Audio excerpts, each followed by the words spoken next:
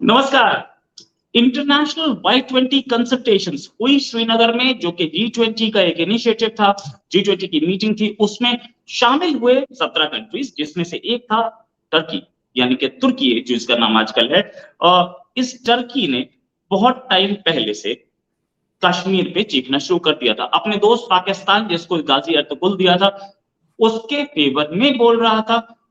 Erdogan के अपने international ambitions थे, लेकिन क्योंकि होम टर्फ की शक्ति दिखी, इसलिए उनको कहीं कहीं बच करना पड़ा। लेकिन क्योंकि कश्मीर एक इमोशनल इशू बनाने की कोशिश की जा रही है इंटरनेशनल मुस्लिम्स के लिए, मतलब इंटरनेशनल लेवल पे मुस्लिम्स के लिए।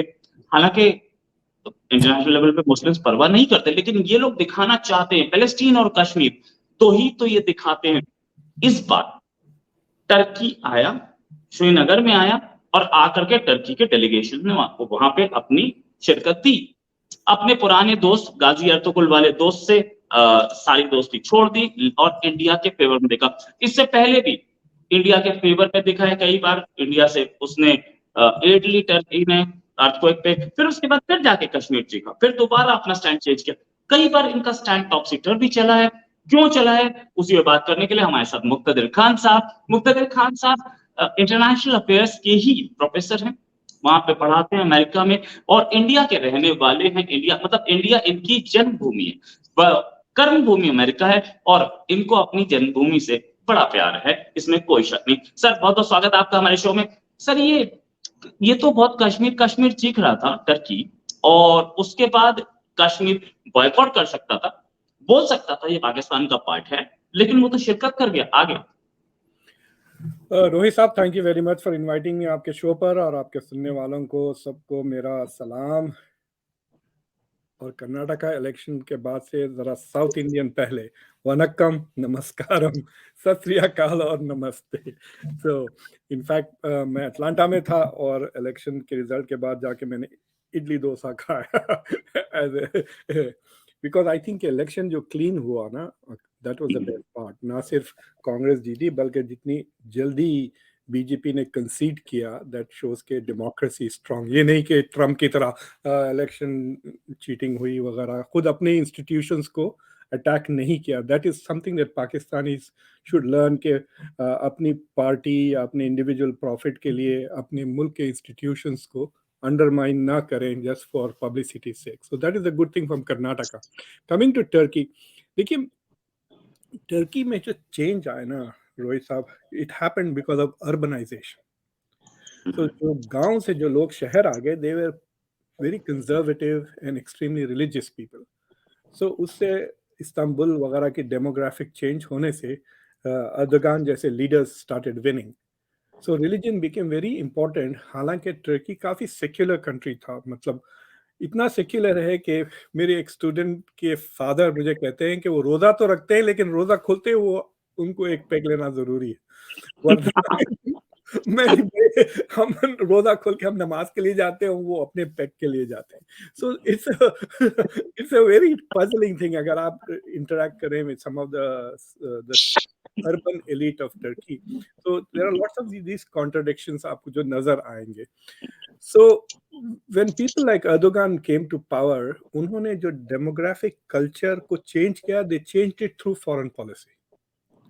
So foreign policy became an instrument for domestic social engineering, लोगों के values। तो उसमें आपने देखा होगा, इन्होंने पहले फलस्तीन को इस्तेमाल किया, बहुत धूम की 10 साल पहले। They also send relief boats to Gaza, और वो सिंक हो गए, इसराइल के साथ ताल्लुकात खराब हो गए।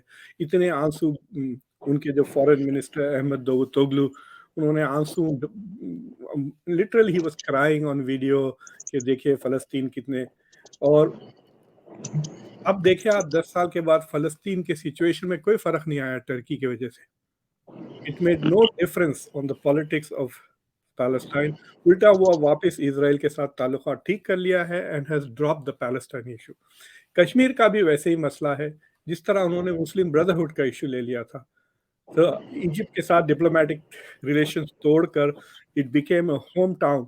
जब मुझे अच्छी तरह से याद है कि जब मैं पहली बार गया आफ्टर द मोर्सी की गवर्नमेंट जो 2013 में निकाल दी गई, जब मैं पहली बार तुर्की गया तो इस्तांबुल के एयरपोर्ट पे इतने अरबिक साइंस थे कि it was as if it had become the hub for Muslim Brotherhood का बेस। उनके इतने लोग फॉरेन से आ रहे थे उनके बिजनेस के लिए। So Erdogan then again used the Muslim brotherhood और जनरल सीसी का जो कॉन्फ्लिक्ट था टू अपने फेसबुक पे वो रिबा मस्जिद का साइन भी लगा के रखे थे कई साल तक। So the whole idea was he was making his own people more conservative, more Islamic leaning, ताकि वो उनके लिए एक इस्लामिक वोट बैंक बन जाए। And this is exactly the politics that Imran Khan was playing in Pakistan. तो इमरान खान और ये they became populist leaders with Islamic leaning. Imran Khan भी उसको वही, अगर आपको याद है 2018 के इलेक्शन में he was the only one who was able to campaign in FATA area. दूसरों की हिम्मत भी नहीं हो रही थी जाने के लिए बिकॉज वहां पे जो एक्सट्रीमिस्ट थे they were okay with Imran Khan but not with the rest of the politicians. So these two became very friends, very close friends, Imran Khan and वो एंटी वेस्टर्न पोस्चर दोनों रखते हैं। और उसमें ये कश्मीर का मुद्दा आ गया। So in order to help Imran Khan and Pakistan, Turkey went ahead and started adopting Pakistani priorities in its foreign policy towards India. हालांकि उससे पहले काफी pragmatic approach रहता था। Even though Turkey, Iran and Pakistan were very close in the 70s, उन्होंने एक organisation भी बनाने की कोशिश की थी ECO कहकर, but that didn't वो चला नहीं ज्यादा। So Turkey was using this for its domestic consumption. They're not genuinely concerned कि कश्मीरीज के साथ क्या होता है। They're saying कि जब हम कश्मीर का इश्यू अटैच हो जाता, तो मिसाल देता हूँ मैं आपको, 2019 के बाद यहाँ पे अमेरिका में बहुत धूम हुई कि 370 भी चेंज हो गया और CAA पास हो गया और Muslims were protesting on the streets, अगर आपको याद है। तो यहाँ पे जो नॉन इंडियन मुस्लिम ऑर्गेनाइजेशंस थे वो भी started talking about India, Indian genocide is imminent, मुसलमानों को मार दिया जाएगा इंडिया में। So all these organisation suddenly started focusing 1.5-2 साल तक ऑन इंडिया। उसके बेसिस पे उन्होंने फंड रेजिंग भी की और उस बेसिस पे उन्होंने अपनी पॉलिटिक्स चलाई। फिर 2 साल के बाद everybody has drop that issue, अब कोई बात ही नहीं करता इंडिया की। So the thing is that Turkey was also doing something like that. Imran Khan and Erdogan were coming close, and Kashmir was one of the things that bonded. But the bigger thing is कि ये दोनों America के एक orbit में है। They don't like it. मतलब these two leaders were anti-American, but वो फंसे हुए हैं अमेरिका के ऑर्बिट में। टर्की तो बाकायदा नेटो में है, Pakistan was also strategic partner वगैरह। So they want to benefit from America but they want to hate America. This is the bonding source of it. उसके बेसिस पे ये दोनों रशिया के करीब आ गए, ये दोनों चाइना के करीब आ गए। So this relationship, so they were having similar foreign policies, और उसके बेसिस पे मुझे लगता है कि Erdogan was so involve in Kashmir.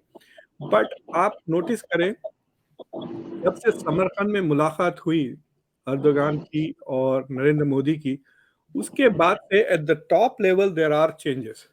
तो फॉर एग्जांपल अर्दोगान की जो स्पीच थी एट द यूएन, उसको लोगों ने गौर से नहीं सुना। उन्होंने साफ कहा कि India Pakistan have to resolve this issue. He did bring up Kashmir but he said India Pakistan have to resolve this issue, which is कि this is a bilateral issue, वो जो इंडिया की position. Pakistan wants to make it a multilateral issue, third party या किसी ना किसी को घुसाने लगता है। Let China come, let UN come, let US come. India says no, this is between us. Shimla accords पे जाएंगे, उसके बेसिस पे हम will move forward. So Erdogan की जो स्पीच थी यूएन में, ही बेसिकली क्लियरली सेड कि we are what we advocate now is the thing. तो ये अर्थक्वेक से पहले हुआ। फिर earthquake में India went out and they had this massive support, aid वगैरह, one of the earliest countries to show up, one of the biggest contributions. I mean, Indians were terrific, जो जिस तरह से उन्होंने मदद की है। And you can see कि photographs वगैरह जिस तरह से आ रहे थे टर्की से, कि the public recognized this and they really appreciated it.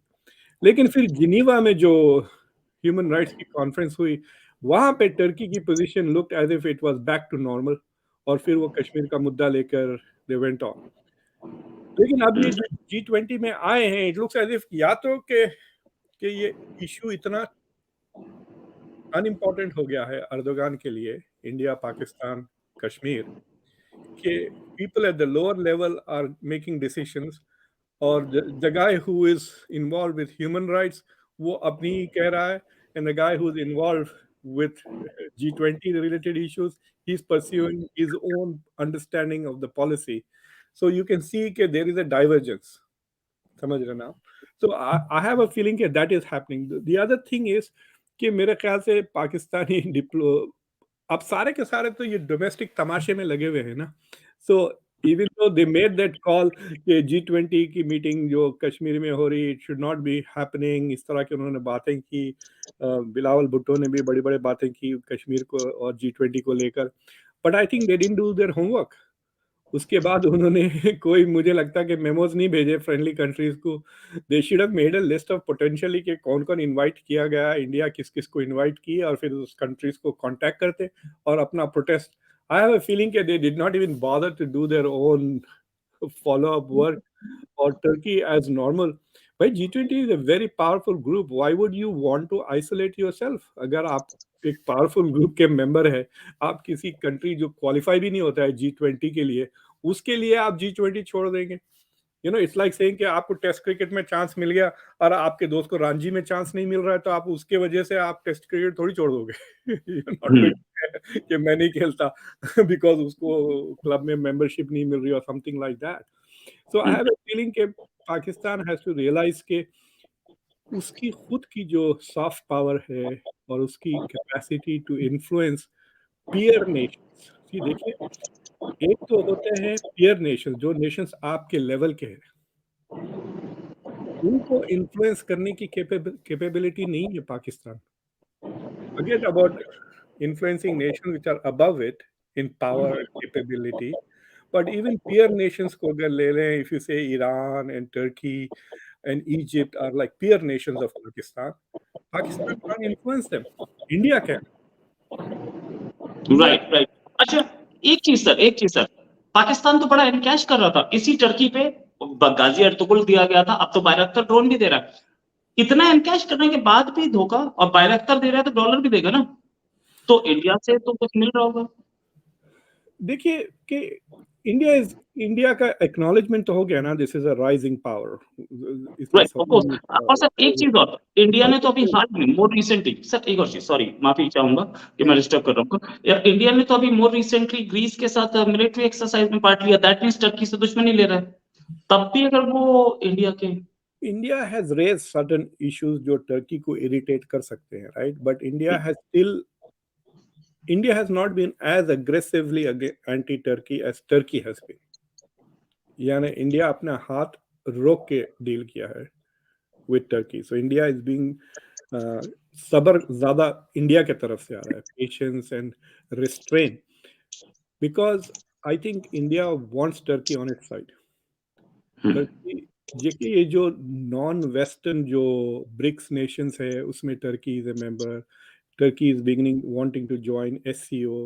Turkey played a very important role Russia-Ukraine war में. So Turkey is in the top 20 in G20 in terms of economies. It may not be in the most powerful, but Europe की सबसे बड़ी army Turkey की है. It's bigger than France, bigger than Germany. In fact, NATO में the second biggest army is Turkey. So Turkey is an important and powerful country, and India probably thinks के it's just a matter of time, देखना अब 1-2 साल में India will become so powerful and important country कि ये unnecessary कोई पंगे नहीं लेगा। देखिए, जो 2 साल पहले जो टर्की जो गड़बड़ कर रहा था ना, Turkey was meddling inside India, India के अंदर भी गड़बड़ कर रहा था, कश्मीर में भी काफी गड़बड़ की है टर्की ने। उस तरह की चीजें वो नहीं करेगा, because unless it is Turkey's national interest, and I don't think कि कश्मीर को डिस्टेबलाइज करना या कश्मीरी इश्यू को और प्रोजेक्ट करना is not a core interest of Turkey. It is मतलब it is part of its relations with Pakistan.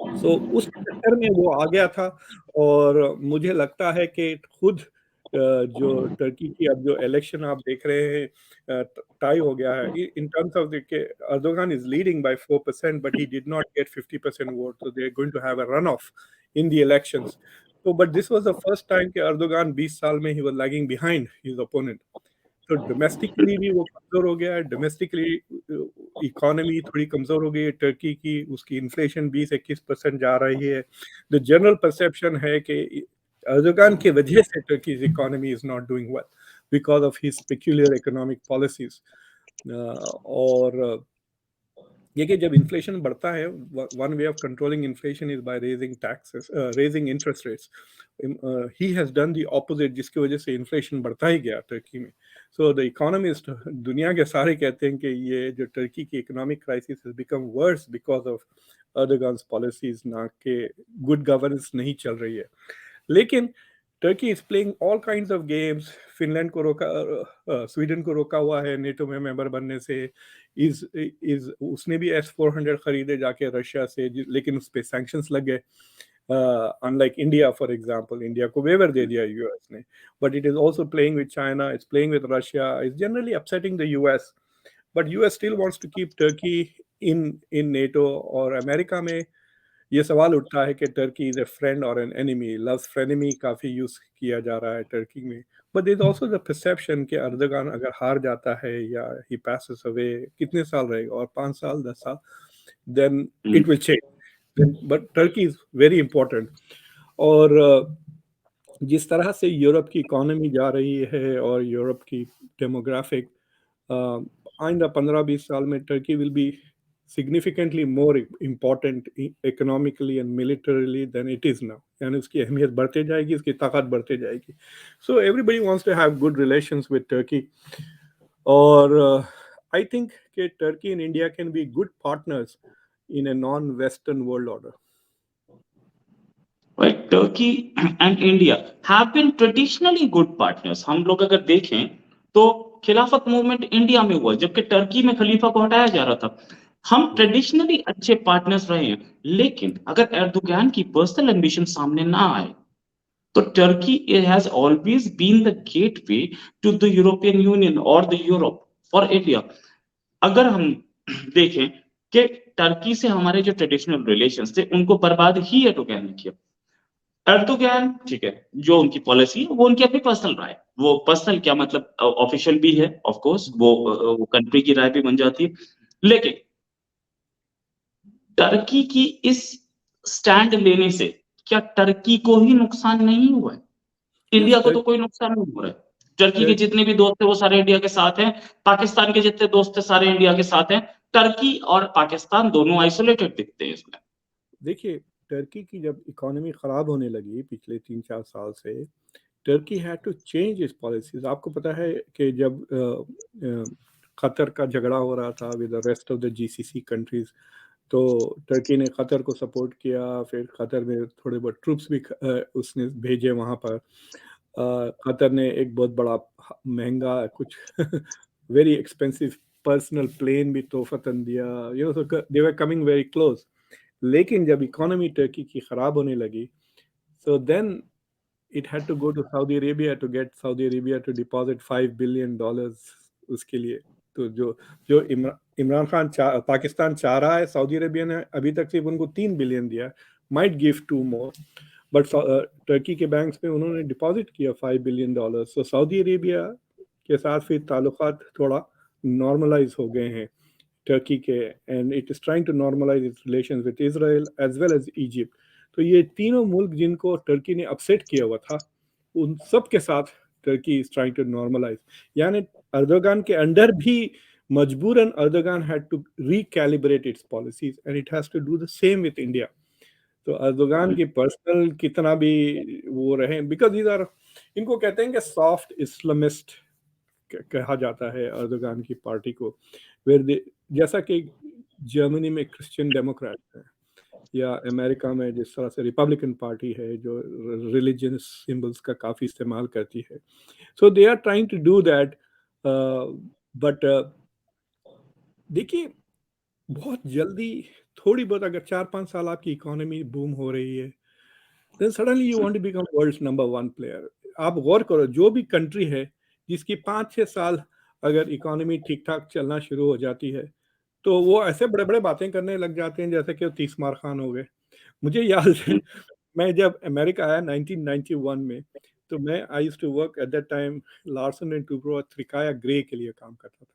तो मैं अपनी जॉब छोड़कर हैदराबाद मूव हुआ टू अप्लाई। एप्लीकेशंस का प्रोसेस उस जमाने में ईमेल है वो कुछ नहीं थे, बहुत कॉम्प्लिकेटेड था।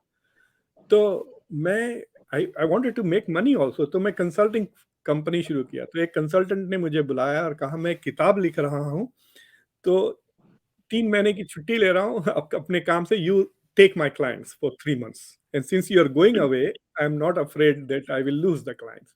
तो मैंने उसके क्लाइंट्स की सर्विसिंग की 3-4 महीने। तो मैंने पूछा कि छुट्टी क्यों ले रहे हो? He said, I'm writing a book about the decline of America जब की बात कर रहे हैं। तो इस तरह से ना टर्की में भी बहुत डूम शुरू हो गया था कि oh Turkey is now going to replace America as the world super power. इतना धूम था। मैं उन दिनों में काफी फ्रीक्वेंटली जाता था टर्की लेक्चर्स देने वगैरह। I used to be so amused कि भाई चेपीटी चेपीटी तो शोरबा कहते हैं फारसी में, चूजा चूजा बच्चा आता है, इतना उचक रहा था वो।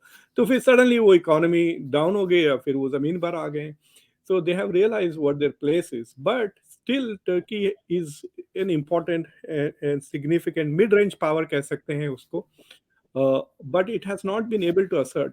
जब पता चला सार्कोजी जब फ्रांस के प्रेसिडेंट थे कि यूरोपियन यूनियन इनको कभी नहीं एम्ब्रेस करेगी, यूरोपियन यूनियन इज पैरानॉइड। अगर यूरोपियन यूनियन में टर्की को लेते हैं तो तकरीबन 90 मिलियन एडिशनल मुस्लिम्स आ जाते हैं टर्की में, और दे विल बी माइग्रेट हो जाएंगे इंस्टेंटली। जैसा कि पोलिश लोग, अगर आप ऑक्सफोर्ड को जाएं तो आपको वहां पे पोलिश ज्यादा, अंग्रेजी कम चलती है, विच लेड टू ब्रेक्सिट। तो इस तरह से टर्किश इमिग्रेंट्स काफी आ जाएंगे। ये डर के यूरोप ने बेसिकली ब्लॉक किया हुआ है टर्की को। तो Turkey turn towards the east के वेस्ट मुझे नहीं अपनाता, तो मैं वापस जाता हूँ प्री ऑटोमन जमाने में जाके, फिर I will try to influence the west, the Arab world.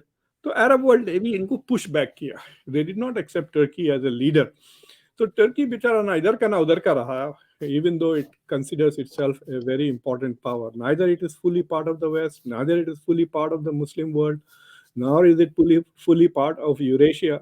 So it is trying to find a place for itself, or unfortunately right now its economy has become a burden।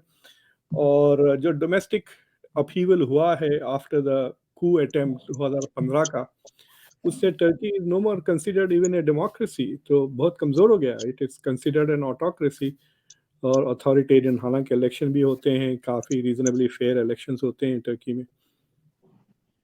Right sir, Turkey में elections होते हैं। Turkey is European country, no doubt about it, और Turkey European standards पे चलता भी है। अगर हमने देखा है कि टर्की के स्टैंडर्ड्स, अच्छा इंडिया की भी बात करूं तो टर्की के प्रेसिडेंट एर्डोगन में और प्राइम मिनिस्टर मोदी में एक बहुत वो है, कंपैरिजन नहीं, सिमिलैरिटी है। सिमिलैरिटी ये है कि मोदी ने जहां इतनी गरीबी देखी थी कि चाय बेच रहे थे, वहीं एर्दोगन सड़क पे सामान बेच रहे थे।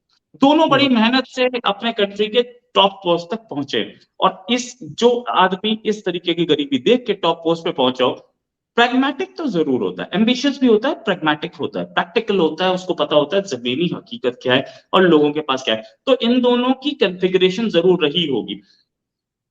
अगर एर्डोगन जिस तरीके से कंट्री को चला रहे हैं, अब पहले पर्सनल एम्बिशन सामने आ रही थी, अब तो क्या आपको लगता है कि यूरोप में Turkey will be a good partner for India? देखिए, Turkey is not part of EU but it's part of NATO. So जो क्वाड का रिलेशंस है, अभी जो स्वीडन में जो कॉन्फ्रेंस हुई यूरोपियन यूनियन इंडो पैसिफिक, जहाँ पे जयशंकर साहब भी गए हुए थे, सो यूरोप में काफ़ी इन्फ्लुएंस ज़रूर है टर्की का, and Turkey has good relations. For India, Turkey will be a good partner in SCO, BRICS, United Nations, ऐसे जगहों पे काफ़ी पार्टनर होगा। इन आई थिंक यूरोप में आजकल Europeans like India more than they like Turkey. Turkey have to deal with Turkey, ठीक है, उनको टर्की के साथ डील करना जरूरी है, it's right there it's the gateway to Turkey. उन्होंने, आपको पता है जब सीरिया के इमिग्रेंट्स आ रहे थे, अर्दोगान ने नाक और चने चबा दिए थे यूरोप को। He was using it like a faucet, मुझे पैसे दो वरना मैं इमिग्रेंट्स खोल दूंगा, you know, he was literally bullying them ना। They don't like that kind of stuff. Turkey Europeans constantly उनको रात में ख्वाब आते हैं टर्की के और डर के उठ जाते हैं। But it's not like that with India. वो they like India, they want to deal with India. So in that sense, good relations with India will help Turkey in Europe, not the other way around. Turkey को ज्यादा right. फायदा, America से भी फायदा होगा Turkey का, India के साथ रिलेशंस है। सो बिकॉज टर्की के काफी, यहाँ पर मेरे घर से एक 40-50 मील दूर पर एक टर्किश मस्जिद बनी चंद साल पहले। $100 million की मस्जिद है, वो बहुत बड़ी। मैं तो इतना अपसेट हो गया था, भाई मस्जिद छोटी बना लेते, $100 million की यूनिवर्सिटी खोल लेते आप कहीं, तो उससे ज्यादा फायदा होता, उनका भी, सबका फायदा। बट एनीवे, बड़ी मस्जिद बनाई, शानदार। It looks exactly like the mosques of Istanbul. Obama was supposed to inaugurate that mosque. I was also one of the invitees. मैं गया ना, ओबामा आया। फिर सुबह सुबह पता चला कि जो बाइडन आने वाले हैं, लेकिन इनॉग्रेशन टाइम तक जो बाइडन भी नहीं आया, क्योंकि उससे 2 दिन पहले अर्दोगान ने टर्किश में एक बात कही थी, नो योर प्लेस कहा था इस तरह अमेरिका को, नो योर प्लेस, अपनी औकात पहचानो, जैसा उर्दू में कहते हैं ना, अपनी औकात में रहो। तो अर्दोगान ने ऐसी एक धमकी दी थी अमेरिका को। उस दिन से बाइडन आज तक भूला नहीं। एंड आपको याद है, when Biden went to Turkey, he was very critical of Turkey, और एक एंटी टर्की लॉबी बन गई है अमेरिका में। पहले एक प्रो ग्रीस लॉबी और प्रो आर्मीनिया लॉबी होती थी जो टर्की के खिलाफ एक्ट करती थी, बट नाउ वो मसले से हट के भी देयर आर पीपल वो in the Washington policy making जो टर्की से वेरी अपसेट है, खासतौर से S-400 को लेकर। क्योंकि जो टर्की के, देखिए आप S-400 लेंगे, आपके साथ रशियन टेक्नोलॉजी आ जाती है। तो for the first time Russian technology is playing with F-35s. So जो बेनिफिट्स टर्की ने रशिया को दिए ना, intelligence, in terms of military intelligence, अभी तक नहीं मिली थी। Now they can simulate it, क्योंकि उनके पास F-16s भी है और S-400 भी है। So all Russian scientist have to do is go to Turkey and they can do this. So people in Washington are saying कि भाई ये ally है, ये दोस्त है। In fact, last year Chicago Council on World Affairs had a round table जिस पे they actually were discussing कि किस तरह से कोई मुल्क को नेटो से एक्सपेल कर सकते हैं या नहीं। But Turkey is very important. Turkey का जो डायस्पोरा है वो बहुत बड़ा है। यहाँ डेलावेयर में एक 2 बड़े मस्जिद हैं विच आर, जिनके इमाम की सैलरीज टर्की से आती हैं। तो Turkey has a lot of influence in Europe, और अमेरिका में उतना नहीं है, बट यूरोप में, स्पेशली नॉर्दर्न यूरोप में बहुत ज़्यादा है। So Turkey will remain an important country for a while. It's not like Pakistan. हालांकि वो जो जोक था पॉलिटिकल साइंस में कि countries have armies and there are 2 armies which have countries, which was Turkey and Pakistan. अब वो पाकिस्तान एंड इजिप्ट हो गया है। बट तो टर्की में अर्दोगान की एक मेजर अचीवमेंट है कि उसने वो चीज़ अचीव कर ली जो इमरान खान ट्राई कर रहे हैं, जैसे which is taming the army. उसने आर्मी की भी सीधी कर दी और जुडिशरी की भी सीधी कर दी अर्दोगान ने। Imran Khan is trying to do that but has failed on both. Right right. और ये टर्की का जो अब टिल्ट चेंज हुआ है, शायद कहीं ना कहीं प्राइम मिनिस्टर मोदी की, या आप बोलिए कि जयशंकर की एक अचीवमेंट है। क्योंकि जयशंकर बहुत टाइम से धमकी दे रहे थे कि अगर आपने कश्मीर ज्यादा चीखा तो हम ग्रीस की बात करेंगे, हम साइप्रस की बात करेंगे, और ये किया भी गया। इसके बाद भी चेंज दिख रहा। प्राइम मिनिस्टर मोदी ने खुद एर्डोगन से बात की, जैसे सर ने बताया, उसके बाद एक चेंज आया, नो डाउट अबाउट इट। तो सर फाइनली क्या इनकी पॉलिसी में इंडिया सेफ है? एक बात में, एक मशहूर मुहावरा है हिंदी का, कहते हैं कि उड़ते, क्या कहते हैं, चढ़ते सूरज की सब पूजा करते हैं, चढ़ते सूरज को सलाम। हाँ, तो बेसिकली टर्की ही चढ़ते हुए सूरज को वो सलाम करने के लिए तैयार हो गया। This is important because unless it is, बगैर सोचे समझे ये पॉलिसी चल रहा है रूटीनली, बट अगर सोच समझ के टर्की ने ये बात की है, then it is a clear snub to Pakistan, right? और इंडिया और चाइना वो सूरज हैं जो कि पिछली बार 1000 साल के बाद डूबे थे, तब 200 साल यूरोप के आए थे, फिर दोबारा चढ़ रहे हैं। अब 1000 साल के बाद दोबारा डूबने का चांस नहीं बनता, उससे पहले चांस नहीं है। Thanks a lot sir for joining, और उम्मीद है जल्दी एक डिस्कशन और करेंगे। अभी के लिए नमस्कार, धन्यवाद, जय Hind sir. Thank you sir, thank you.